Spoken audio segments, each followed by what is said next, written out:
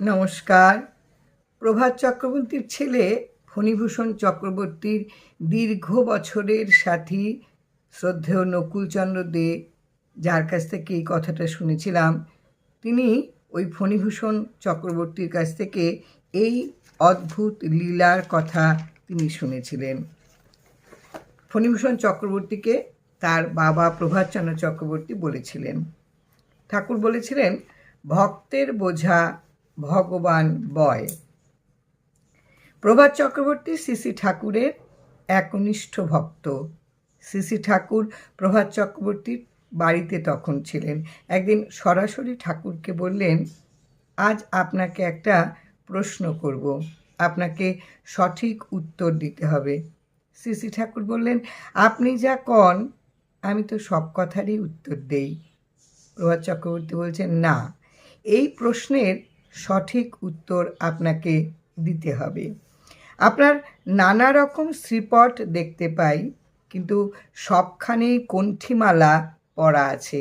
আমাদের পরিচিত অনেকেই পরে, তারা ধোয়, পরিষ্কার করে, কখনো খোলে, কিন্তু আপনাকে কখনোই খুলতে দেখি না। এর কারণ আজ আমায় বলতেই হবে। শ্রী ঠাকুর বললেন, এটা জানি না আপনার কি হইব, নাম করেন। নাম করি বলেই তো জানতে চাইছি, আজ আপনাকে বলতেই হবে।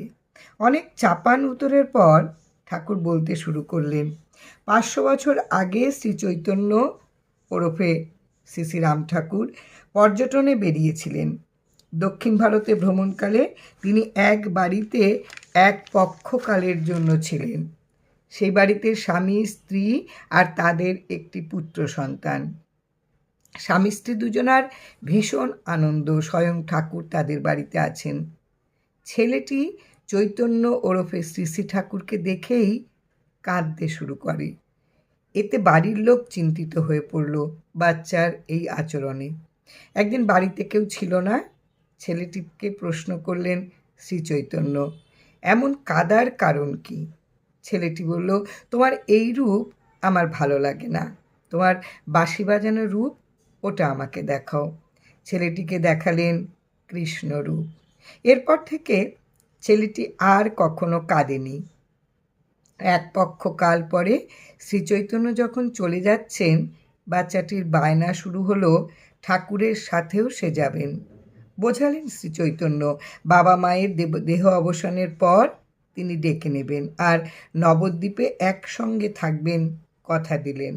বাবা মা মারা যাবার পর সেই ছেলেটি নবদ্বীপে গিয়ে শ্রী চৈতন্যের সাথেই থাকতে শুরু করলেন। অবশেষে একদিন তার মৃত্যুকাল আসন্ন।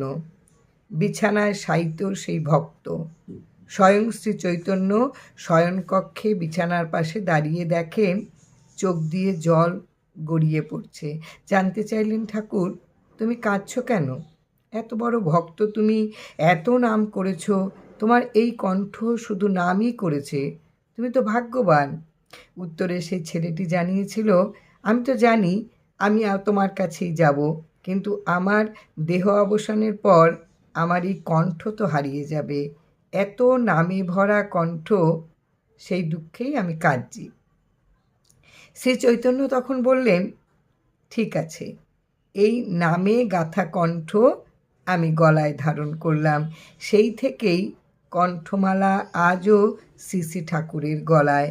ঠাকুর বলেছিলেন, ভক্তের বোঝা ভগবানই বয়। জয় রাম, জয় রাম। প্রভাত চক্রবর্তীর ছেলে ফণীভূষণ চক্রবর্তীর কাছ থেকে শুনেছিলেন সব সময়ের সাথী শ্রদ্ধেয় নকুলচন্দ্র দে।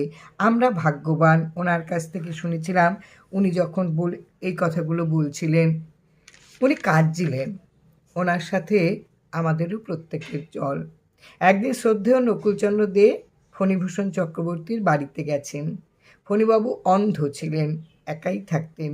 ছোট্ট একটা তক্তাপোষ। ঘরে ঢুকতেই ফণীবাবু তক্তাপোষের একটা কোণ দেখিয়ে প্রণাম করতে বললেন। বিস্মিত শ্রদ্ধেয় নকুলচন্দ্র দে, কারণ জানতে চাইলেন। উত্তর শুনে সেই সময় নিজেই কেঁদেছিলেন, আর আমাদের যখন বলছিলেন তখনও কাঁদছেন, সাথে আমরাও কাঁদছি। ওই তক্তাপোষের কোণায় ঠাকুর এসে বসেছিলেন। প্রণাম করেছিলেন নকুলবাবু। স্বপ্নে দেখেছিলেন কিনা জানতে ফণীবাবু বলেছিলেন, যেমন আপনাকে দেখছি তেমনই ঠাকুরকে দেখতে পেয়েছি। ঠাকুর আমায় লিখতে বলে গেলেন।